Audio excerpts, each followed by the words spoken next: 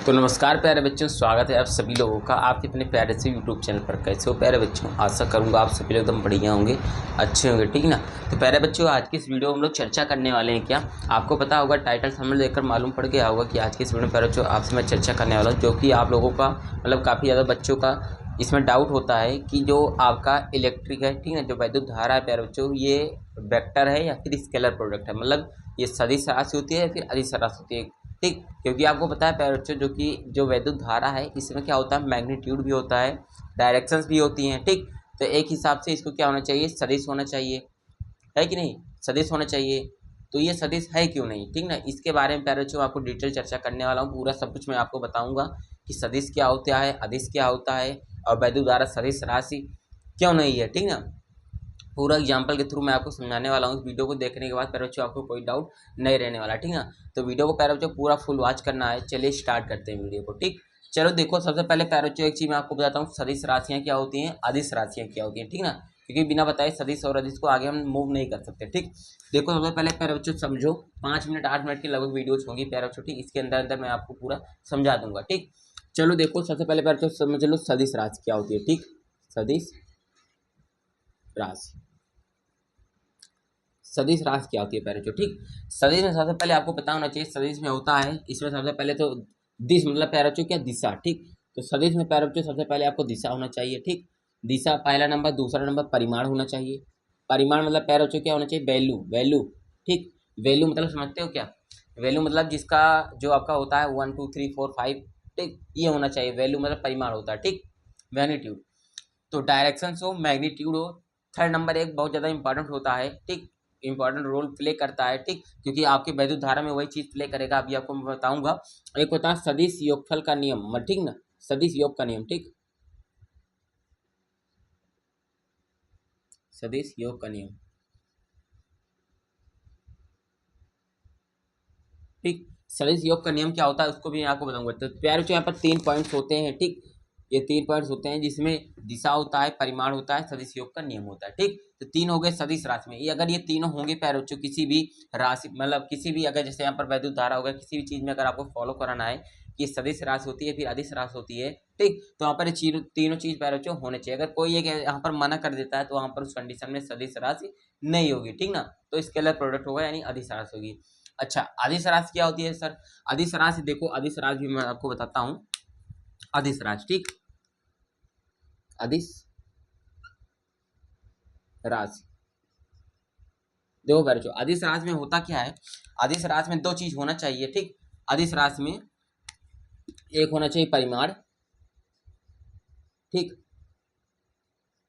एक क्या होना चाहिए, परिमाण होना चाहिए। अदिश मतलब क्या होना चाहिए, दिशा नहीं होना चाहिए, ठीक ना।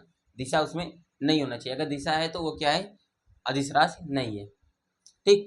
एक तो परिमाण होना चाहिए, एक क्या चाहिए, यहाँ पर क्या होना चाहिए, सदिश योग का नियम यहाँ पर भी फॉलो करना चाहिए, ठीक ना।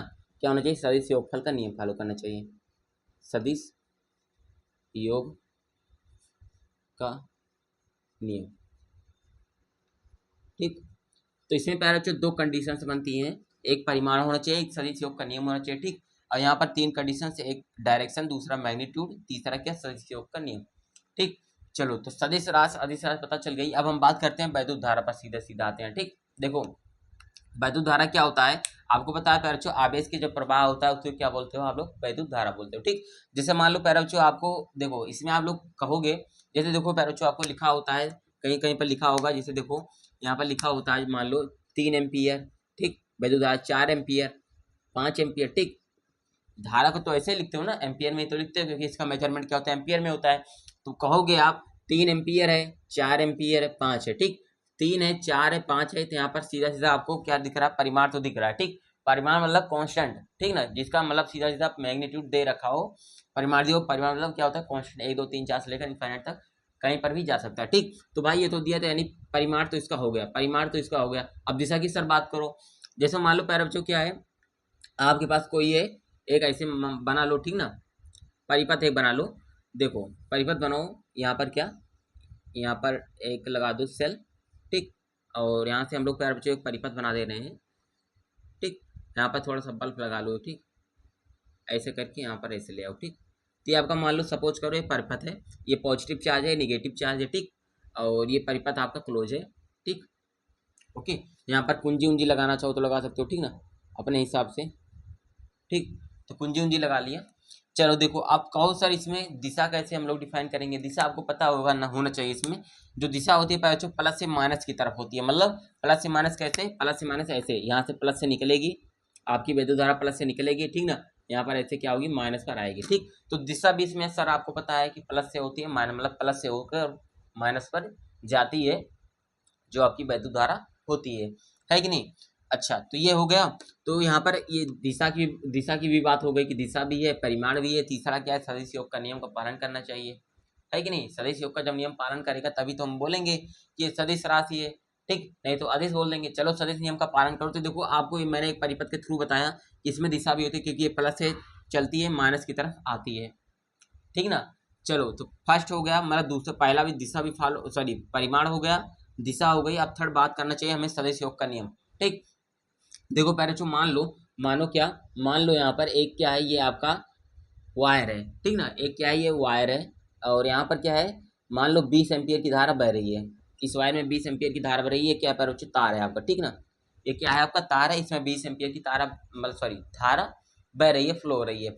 ठीक, अच्छा, अब एक काम करो, यहाँ से पैरोचो मान लो आपका एक पास आपके घर में मान लो करंट आ रहा है, घर में करंट आ रहा है, यहाँ पर एक आपका मतलब जो कि बाहर आपके लगा है खंभा, ठीक ना, यहाँ पर मान लो एक खंभा लगा है, ठीक, बड़ा सा खंभा लगा, इसी खंभे से तार गया, और तार से फिर आपके जब घर में आता है पैरोचो तो इधर भी लाइट जाती है, उधर भी लाइट जाती है, इधर भी जाती है, उधर भी, मतलब चारों तरफ लाइट फैल जाती है। तो मान लो 20 एम्पियर धारा आई, तो यहाँ पर इधर आ गई धारा, और धारा यहाँ पर इधर भी आ गई, मतलब इधर भी गई धारा, इधर भी धारा गई। तो कहोगे सर 20 एम्पियर जब धारा आ रही, इतनी धारा इधर जाएगी, कितनी धारा इधर जाएगी, ठीक, तो मान लो 10 एम्पियर धारा इधर गई, ठीक, और 10 एम्पियर धारा किधर गई, इधर गई, है कि नहीं। 10 ampere plus 10 ampere makes 20 ampere, मतलब 10 एम्पियर जोड़ोगे तो योग इसका 20 एम्पियर आ रहा है, मतलब सही है। अच्छा, तो 20 एम्पियर इधर, सॉरी 10 एम्पियर इधर गई, 10 एम्पियर इधर गई। तो आप एक बात थोड़ा सा नोटिस करो, जब आपके घर में प्यारे बच्चों जब होता क्या है, जब मतलब एक वायर से दूसरे वायर को जब आप लोग कनेक्ट करते हो, ठीक, या फिर परस्पर क्या होता है, मतलब इस डायरेक्शन में उस डायरेक्शन, दोनों डायरेक्शन में करते हो, तो क्या आपके घर में शॉर्ट सर्किट होता है। मतलब एक तार आपका मान लो ऐसे गया, इसी तार से कनेक्ट कर दिया आप लोग होल्डर से या फिर बल्ब से ऐसे कनेक्ट कर दिए, ठीक, तो इधर भी करंट निकल जाता है, क्या आपके घर में शॉर्ट सर्किट होता है। बोलो, नहीं होता। क्यों नहीं होता, क्योंकि कुछ बात ऐसी होती है सदिश योग का नियम का फॉलो नहीं करता। क्या ऐसा होगा 10 एम्पियर, देखो सदिश योग का नियम क्या होता है, सदिश योग के नियम के हिसाब से ये होना चाहिए कि 10 एम्पियर धारा इधर गई, तो 10 एम्पियर मैंने यहाँ पर लिखा, 10 एम्पियर मैंने यहाँ पर लिख दिया। अब सदिश योग की बात कर रहा है, मतलब जोड़ होना चाहिए, ठीक। देखो 10 एम्पियर इधर जा रही है ना, तो इधर इधर मान लो प्लस डायरेक्शन है, मतलब इधर मान लो पॉजिटिव है, ठीक, एक को पॉजिटिव मानोगे तो दूसरे को निगेटिव मानना पड़ेगा। क्यों मानना पड़ेगा, क्योंकि दूसरा अपोजिट है, मतलब देखो डायरेक्शन विपरीत है ना, एक डायरेक्शन इधर आ रही है तो दूसरी डायरेक्शन इधर जा रही है, तो एक को प्लस मानोगे तो दूसरे को आपको माइनस सपोज करना पड़ेगा, मानना पड़ेगा, ठीक।